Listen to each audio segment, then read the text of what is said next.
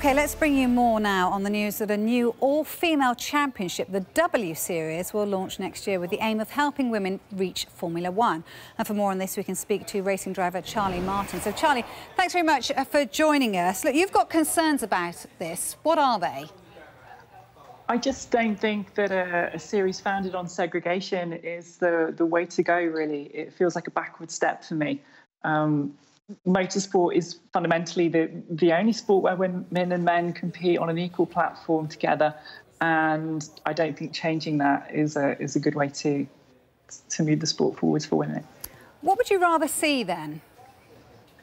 I think ideally some kind of racing steps foundation type system, perhaps manufacturer backed, and ultimately taking the money that's being put into this championship, diverting it into some kind of initiative to support drivers already competing in whichever discipline they're in, whether that's rally, single-seaters, GT, wherever, and ultimately helping them progress to where they want to go to in their chosen discipline of motorsport.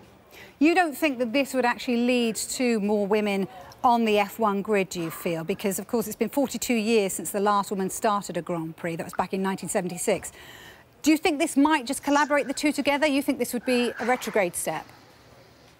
I just think if we look around, there are women doing fantastically well in so many areas of motorsport. Only a few weeks ago, we had Flick Haid winning overall, making history as the first woman to ever win the British GT Championship.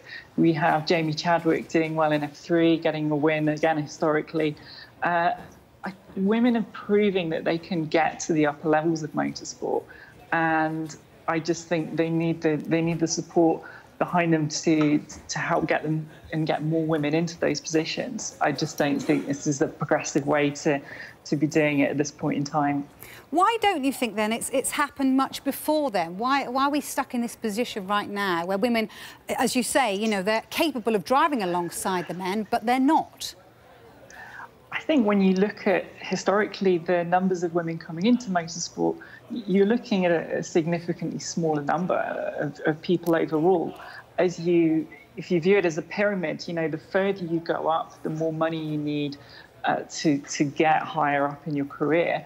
And it's purely on a numbers basis. The numbers of women that start at the bottom who are getting to those positions, it's bound to be a smaller pocket of women compared to the numbers of men that compete in motorsport. Yeah, absolutely. Just finally, do you feel that the men need to back you in this? And do you see the likes of Lewis Hamilton and Vettel coming out and being quite outspoken to get you on the grid? I think there can be.